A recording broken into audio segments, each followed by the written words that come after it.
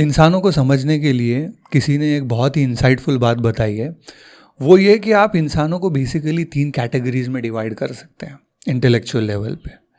पहली कैटेगरी होती है मुकम्मल इंसान की, पूरा इंसान। ये लोग ऐसे होते हैं जो जहनी और इंटेलेक्चुअल लेवल पे पूरा इंसान की डेफिनेशन में आते हैं। इन लोगों की पहचान ये होती है कि इनको गुस्सा बड़ी देर में आता है और गुस्सा इनका जल्दी चला भी जाता है। ये इनकी पहचान होती है। दूसरी कैटेगरी होती है आधे इंसान की, जो जहनी सतह पे पूरा ना हैवान है ना पूरा इंसान है, बल्कि आधा इंसान है।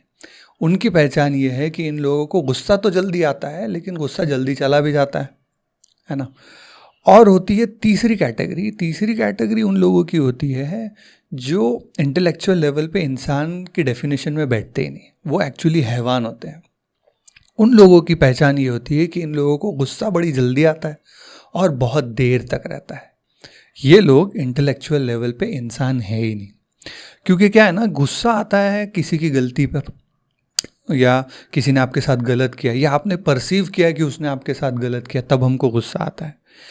उसके अंदर गुस्से पे रिएक्ट करने के बजाय एक ताकतवर और इंटेलिजेंट चीज़ ये होती है कि आप गुस्से को पी जाए और सामने वाले को माफ़ कर दें। गुस्से को पी जाना और किसी को माफ़ कर देना, ये एक ही सिक्के के 2 पहलू हैं। कि आपको लगा उसने गलती किया, आपने उसको उसकी गलती पे माफ़ किया, तभी आप अपना गुस्सा पी पाओगे।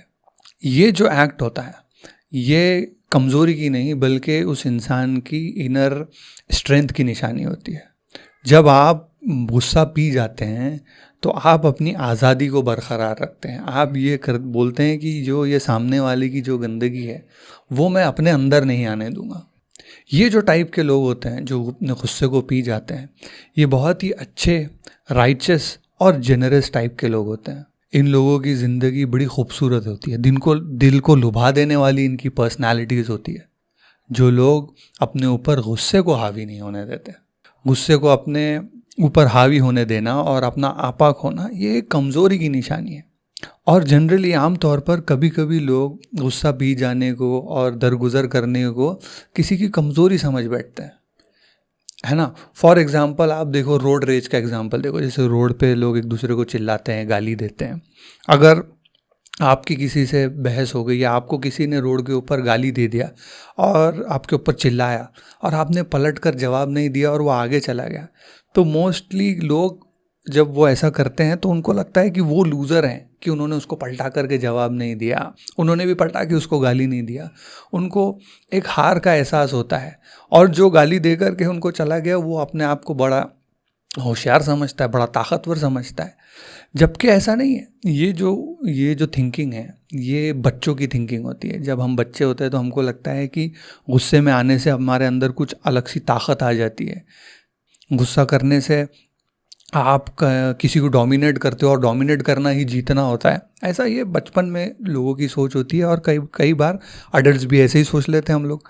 लेकिन ज़्यादा ताकतवर इंसान वो है जिसने अपने इंस्टिंक्ट्स पे कंट्रोल रखा, उसने अपने हैवानी इंस्टिंक्ट्स पे कंट्रोल रखा और चिल्लाया नहीं, अपना आपा नहीं खोया, अपना पीस कायम रखा। वो इंसान ज़्यादा स्ट्रांग है बजाय उस इंसान के जो कि सड़क पर चिल्ला रहा था।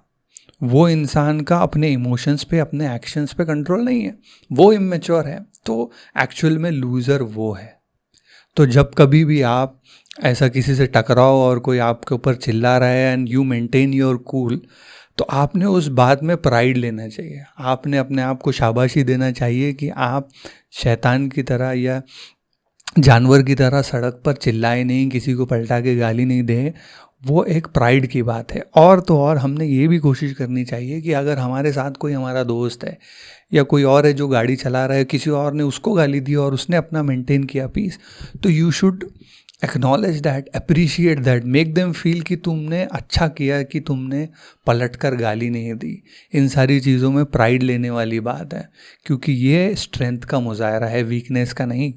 गुस्सा, फीलिंग एंग्री, ये जो है ये एक नेचुरल इमोशन है। ये नेचर में हमारे होता है क्योंकि इसका भी एक यूज़ है, ये एक यूज़फुल इमोशन भी है।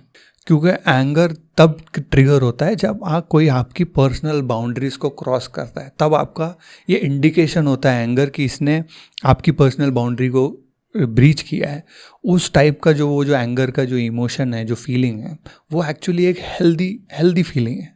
जैसे कि फॉर एग्जांपल आप किसी शहर में रहते हो, उस शहर में एक कंपनी है जो पोल्यूशन कर रही है, एयर पोल्यूशन कर रही है, वाटर पोल्यूशन कर रही है, आपकी और आपकी फैमिली को हेल्थ हैज़ार्ड हो रहा है उस कंपनी की वजह से, तो आपका गुस्सा होना वहाँ पर लाजमी है। जब आपको गुस्सा आएगा तो आपको ये एहसास होगा कि ये चीज़ गलत हो रही है, आप मोटिवेट होंगे कि to do something about it, और फिर उस गुस्से को चैनलाइज करके आप उस चीज़ के ख़िलाफ़ एक्शन लेंगे।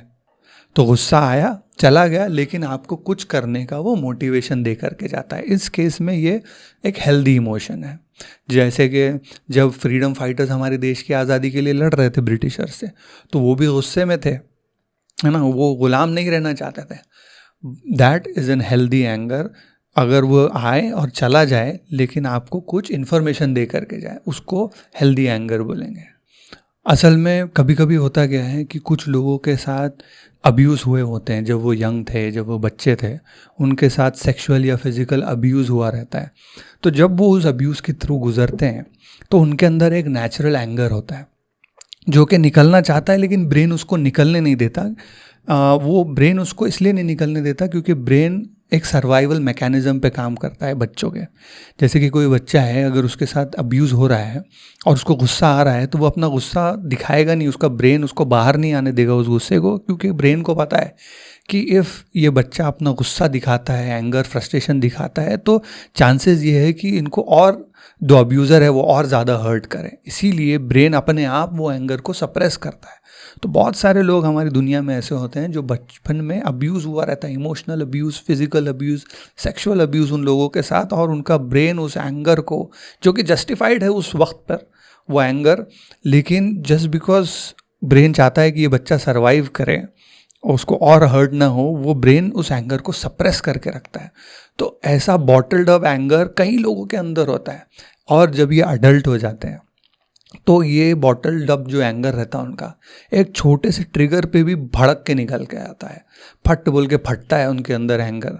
तभी आप देखोगे कुछ लोग ऐसे होते हैं कि बीवी ने सिर्फ खाने में शायद नमक ज़्यादा डाल दिया तो एकदम चिल्ला पड़ेंगे, अब्यूज़ करेंगे, मारेंगे, आपा खो दे बैठते हैं अपने।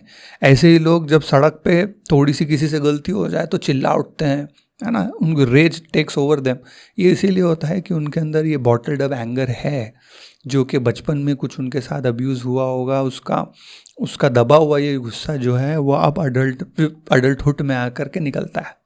ये जो लोग हैं ये ब्रेव नहीं है, ये स्ट्रांग नहीं है, ये लोगों को मदद की ज़रूरत है। ये लोग हर्ट लोग हैं, इनको हर्ट पहुंचा है, इनको ट्रीटमेंट की ज़रूरत होती है।